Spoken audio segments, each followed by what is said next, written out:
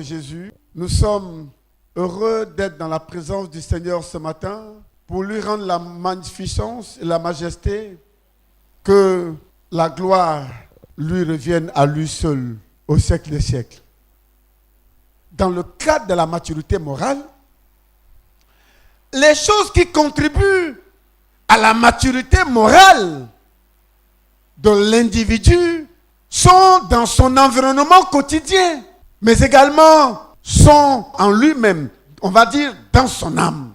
Il tire l'expérience qui lui permet de savoir ce qu'il faut faire, donc de mûrir, d'acquérir de la maturité. Si vous avez vu quelqu'un qui a sauté dans le fleuve et qui ne savait pas nager et qui n'est plus ressorti, si ce n'est que vous l'avez retrouvé à Williamsville, vous ne prendrez jamais le risque de tomber dans un fleuve quand vous ne savez pas nager.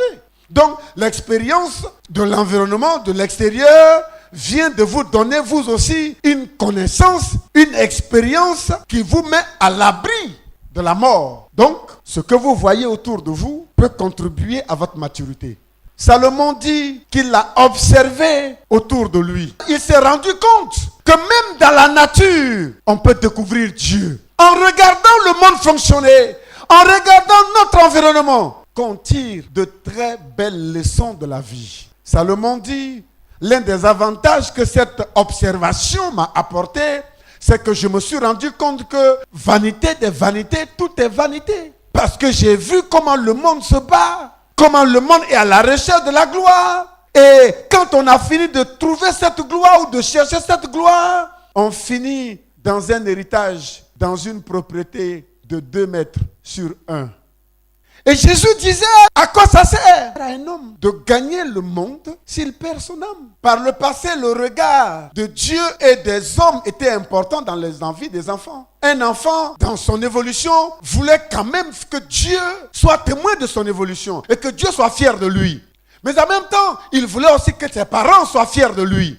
Que les hommes le regardent avec respect. Parce que la maturité morale vous attire toujours du respect. Évidemment, la maturité physique attire souvent aussi du respect. Quand vous avez la taille de Goliath, la forme de Goliath, et que vous vous tenez à côté d'un tout petit enfant, l'enfant il est obligé de vous respecter. Parce que la structure qu'il voit, si elle se déverse sur lui, ça va être compliqué.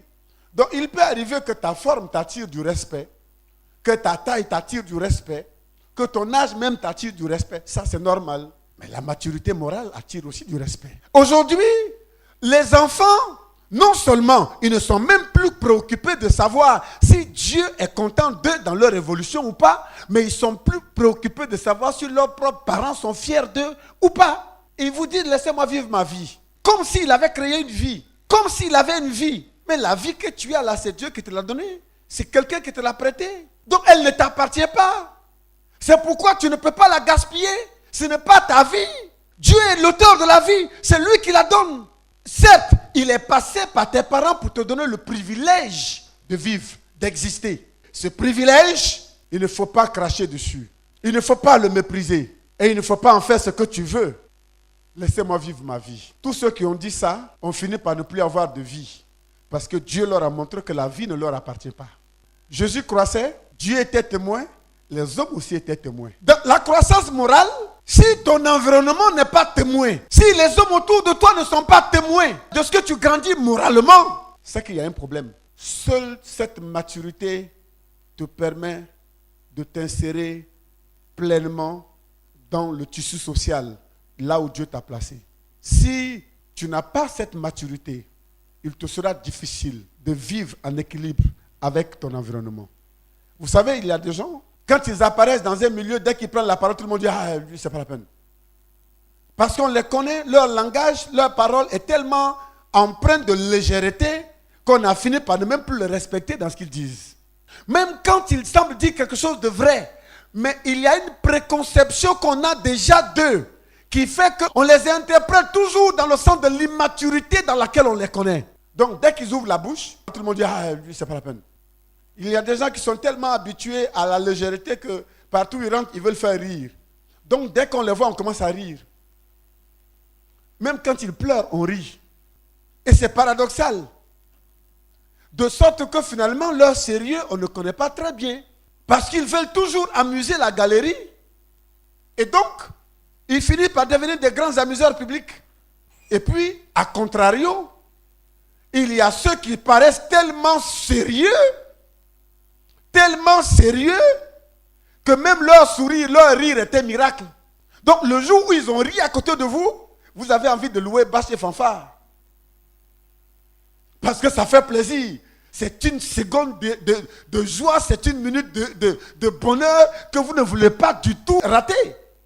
Parce qu'ils ont toujours la mine très fermée. Ils répondent toujours avec sévérité. Leurs propos sont toujours empreints d'un ton sec, direct, rigoureux. Parce que je n'aime pas qu'on s'amuse avec moi. De sorte que le jour où il vous fait le privilège de vous taquiner, eh bien, donc vous vous demandez ce jour-là si vous n'avez pas dîné ensemble avec Dieu. Certaines de ces personnes, le jour où elles vous taquinent, vous avez même du mal à rire correctement parce que vous craignez que d'une minute à l'autre, la chose ne devienne sérieuse après. Donc, on observe. Voilà comment l'être humain se présente. Là, nous sommes en train de parler aux chrétiens. De comment le chrétien devrait donner la démonstration de ce qu'il acquiert de la maturité. Où il a de la maturité au plan moral, comme son Seigneur l'en avait. Et Dieu était témoin, les hommes aussi étaient témoins. J'insiste là-dessus. Dieu était témoin, les hommes aussi étaient témoins. Donc, prouver que je suis mûr sans que les hommes n'en soient témoins, c'est une fausse maturité. Ce n'est pas possible que vous prouvez à Dieu seul que vous êtes une personne mûre. Ce n'est pas possible que les hommes seuls soient témoins de votre maturité et Dieu ne l'est pas. La maturité, c'est elle qui permet dans tous les cas de faire la différence. Vous savez, bien-aimés, la Bible nous a toujours montré que le temps est un facteur avec lequel Dieu démontre le vrai ou le faux dans nos vies. Le temps. Quelqu'un a dit que le temps est un autre nom de Dieu. Il n'a pas tort. Parce que Dieu est le temps et il est dans le temps. Et à travers le temps, Dieu nous montre le résultat de ce que nous sommes. On est enfant de Dieu depuis 10 ans, depuis 15 ans, depuis 20 ans, on est enfant de Dieu. Le temps passe, on est enfant de Dieu. Et les hommes attendent être témoins de votre maturité morale. L'Église attend être témoin de votre maturité morale. Et puis elle ne voit rien. Et on dit, moi je suis mûr. Moi je suis quelqu'un de mûr. Et on ne voit rien. Vous savez, la maturité, la Bible nous enseigne qu'elle est un moyen qui nous aide aussi à discerner. Quand quelqu'un est moralement mature, il est capable de discerner dans les paroles de quelqu'un le vrai du faux. Il est capable de discerner entre deux choses, la bonne de la mauvaise. Il est capable de discerner le temps. Quand un enfant regarde le temps, est-ce qu'il pleuvra? Il ne sait pas. Mais quand une personne qui a de la maturité regarde le temps, elle dit il pleuvra. Et la pluie vient. Donc, ainsi, il devient une personne sage qui sait prendre ses dispositions et qui ne se fait pas frapper par la pluie. Pourquoi? Parce qu'il a grandi en sagesse. Donc, capable de discerner. Donc, la maturité est un moyen de discernement. La Bible nous dit que lorsque quelqu'un n'a pas de la maturité, il demeure permanemment sous tutelle. Si vous n'avez pas de la maturité physique, vous êtes sous tutelle. Donc, quand vous êtes immature, vous êtes sous tutelle. C'est la même chose. Si vous êtes moralement immature, vous serez moralement sous tutelle aussi. Parce que chaque fois que vous allez prendre la parole, ceux qui vous connaissent comme quelqu'un d'immature moralement vont toujours chercher à vous corriger, à vous réparer, à vous redresser. Même le jour où tu sembles dire la vérité, on va reprendre ta même vérité et on va la reformuler et puis on te la donne. Parce qu'on sait que tu n'es pas quelqu'un de moralement mûr. Si tu regardes le temps et puis tu dis, le temps est nuageux, il risque de pleuvoir.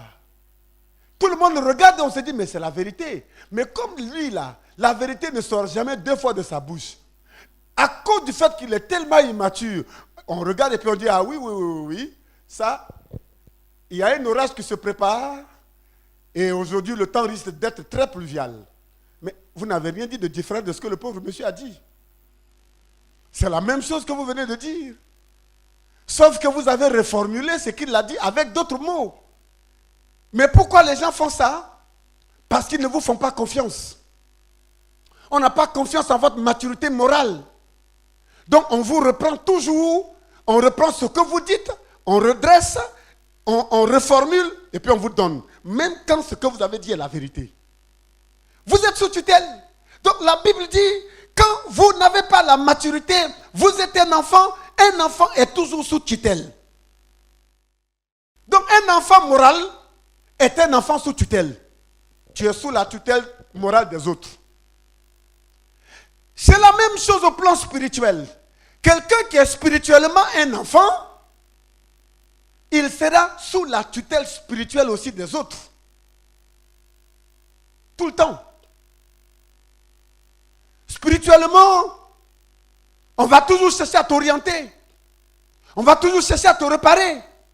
On va toujours chercher à te donner la direction. Parce que spirituellement, on te connaît immature.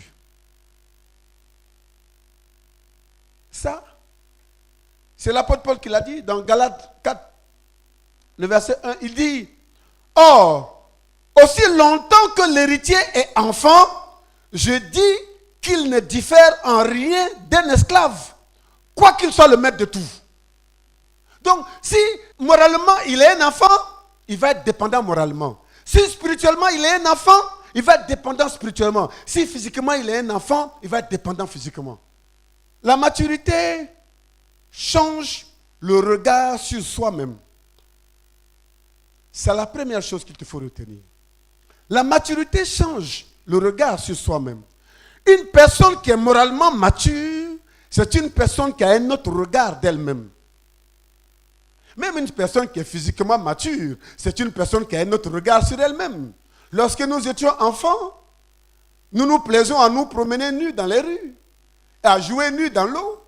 Mais quand on a acquis de la maturité, on s'est rendu compte qu'il y a certaines parties de notre corps qui déterminent de notre avenir, desquelles il faut prendre soin et qu'il faut protéger rigoureusement, qu'il ne faut pas exposer à tout le monde. Et ainsi, on a commencé à se protéger et à refuser de dormir nu, de se laver devant tout le monde et de jouer sous la pluie devant tout le monde. Qu'est-ce qui a changé? C'est la maturité qui a provoqué ça. Sinon, le corps est toujours le même. Mais parce qu'on a pris de l'âge, parce qu'on a acquis de la maturité physique, on s'est rendu compte qu'il y a des choses qu'il faut préserver. Il y a des choses qu'il faut protéger. C'est la même chose.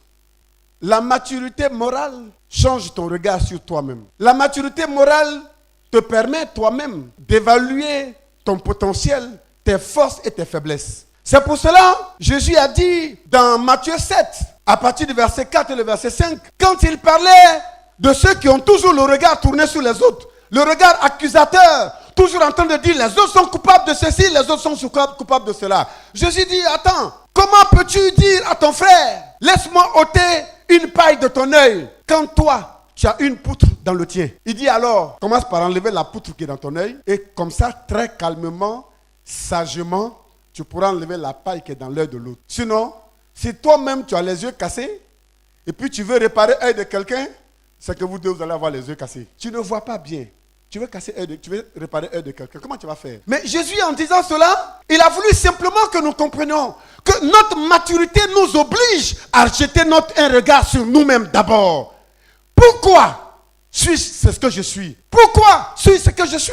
Et comment je vis ce que je vis? C'est la maturité morale. Beaucoup de chrétiens, on aime Jésus, mais on refuse de mûrir moralement. Si vous voulez regarder la vie spirituelle des chrétiens, vous allez vous tromper sur leur situation morale. La maturité morale, c'est lorsque quelqu'un a atteint son plein épanouissement moral. Ou lorsque quelqu'un a réussi à faire la somme de l'expérience de sa vie pour en faire un produit utile, un instrument utile. Alors, l'apôtre Paul disait dans Romains 12, 3, il dit, par la grâce qui m'a été donnée, je dis à chacun de vous de n'avoir pas de lui-même une haute opinion, une trop haute opinion, mais de revêtir des sentiments modestes selon la mesure de la foi que Dieu a départi à chacun. Voilà le regard qu'il veut qu'on ait sur soi-même. La modestie. Ne pas avoir sur soi-même un regard de personne trop importante. Lorsque vous vous croyez trop important, le jour où quelqu'un vous traite moins important, vous êtes frustré. Lorsque vous vous croyez trop intelligent, le jour où quelqu'un vous traite de moins intelligent, vous êtes frustré. Vous savez, quand on était enfant, tous les parents se plaisent à dire à leur enfant, mais tu es le plus intelligent, tu es même très intelligent. Bon, c'est vrai qu'il y a des différences souvent. Quelquefois, il y a des parents qui ont choisi la méthode de l'effet de contraire et il y en a qui ont choisi la méthode de l'effet positif. C'est-à-dire des parents qui ont choisi de booster leur enfant en les félicitant, en les encourageant, en les célébrant, en leur montrant qu'ils sont capables de faire mieux. Et puis, il y a certains parents qui ont choisi le style de l'effet contraire, où ils briment l'enfant en se disant, en le faisant ainsi, ça va le motiver à se fixer des défis. Les enfants ne voient pas les choses toujours de la même manière. Ça aussi, c'est une question de maturité morale parentale. Les enfants ne voient pas les choses toujours de la même manière. Ce qu'un enfant entend reste dans sa vie aussi longtemps que possible. C'est pourquoi nous sommes tous des grands enfants. Les parents ont célébré à l'extrême le jour où quelqu'un te dévalorise. Tu te souviens que tes parents te célébraient. Et pourquoi, qui est cet homme-là pour dire, ou qui est cette femme-là pour dire le contraire de ce que tes parents disaient? Alors tu rentres dans une phase de crise. La crise entre ce que tes parents ont dit et ce que quelqu'un d'autre vient de dire. Peut-être aussi que les parents t'ont brimé. Ils t'ont tellement brimé que le jour où quelqu'un te dit le contraire de ce que les parents ont dit, c'est ironique pour toi. À la limite même, tu ris de lui parce que tu penses que tu te connais. Et tu penses que quelqu'un te connaissait mieux que celui qui vient de parler. Alors, Paul dit, dans l'un ou dans l'autre des cas, en Jésus-Christ, nous sommes de nouvelles créatures. Si Jésus nous a fait de nouveau, si Jésus nous a redonné de la valeur, si Jésus nous a donné sa vie, la chose que nous devons apprendre à faire, c'est d'apprendre à avoir de nous-mêmes un regard de modestie qui nous maintient rigoureusement dans la simplicité d'esprit. Ça, c'est une question de maturité morale. Il a dit aux Philippiens, dans Philippiens 2:4, que chacun de vous, au lieu de considérer ses propres intérêts, considère aussi quelqu'un qui est capable de dire, à cause de l'autre, j'accepte de me priver de quelque chose. Au nom de la paix, j'accepte de me priver de quelque chose. Au nom de ceci, au nom de l'intérêt commun, j'accepte de renoncer à quelque chose. Alors lui là, il a de la maturité. En deuxième position, la maturité change le regard sur les autres. Dans 1 Thessaloniciens 5, le verset 14 au verset 15, il dit, nous vous en prions aussi, frères, avertissez ceux qui vivent dans le désordre, consolez ceux qui sont abattus, supportez les faibles, usez de patience envers tous. Qui est capable de supporter l'autre si ce n'est que quelqu'un qui a de la maturité? Lorsqu'une personne mature vit ensemble dans la même maison que des enfants, c'est la personne mature qui porte le fardeau des enfants. C'est la personne mature qui supporte les caprices des enfants. C'est la même chose dans la communauté. Dans la communauté, si nous ne sommes pas mûrs, il nous est impossible de nous supporter les uns les autres.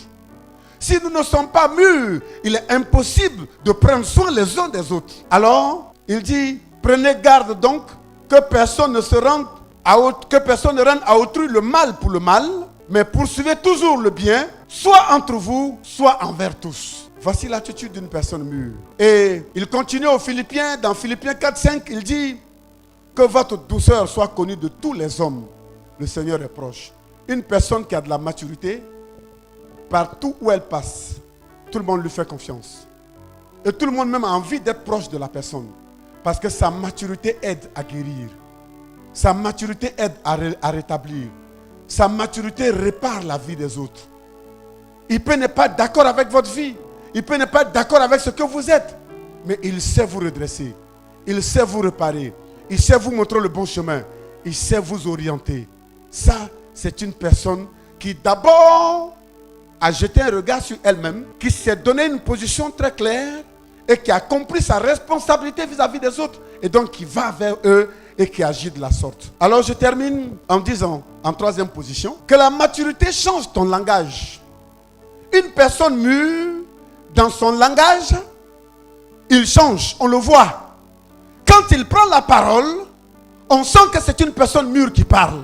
Quand il prend la parole, on sent que c'est un homme mûr qui parle. Parce que son langage est empreint de maturité, est marqué de cette maturité. C'est pourquoi l'apôtre Paul a dit dans 1 Corinthiens 13, 11, il dit, lorsque j'étais enfant, je parlais comme un enfant.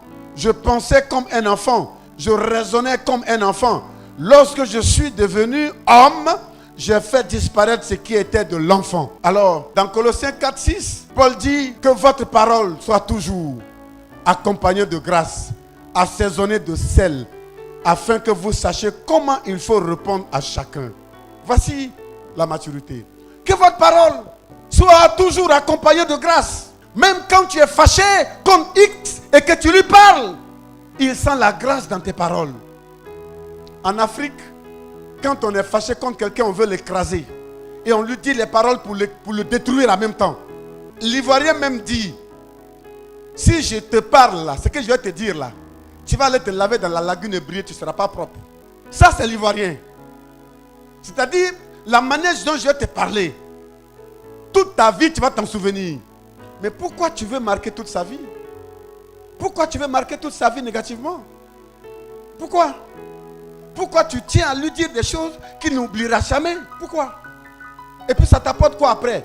Donc, aussi longtemps, s'il a vécu 100 ans, pendant 100 ans, tu seras en train de le fouetter dans sa conscience. Pendant que tu es ailleurs, tu es dans son esprit, tu es dans son cœur, en train de le fouetter. Donc toi, tu veux devenir son bourreau pendant 100 ans. S'il a vécu 90 ans, pendant 90 ans, tu es son bourreau. Tu es dans sa conscience, tu es dans son âme, tu es dans son esprit, en train de le tourmenter, en train de le frapper, en train de le faire souffrir. C'est ce que tu veux. Là, tu te sens fort.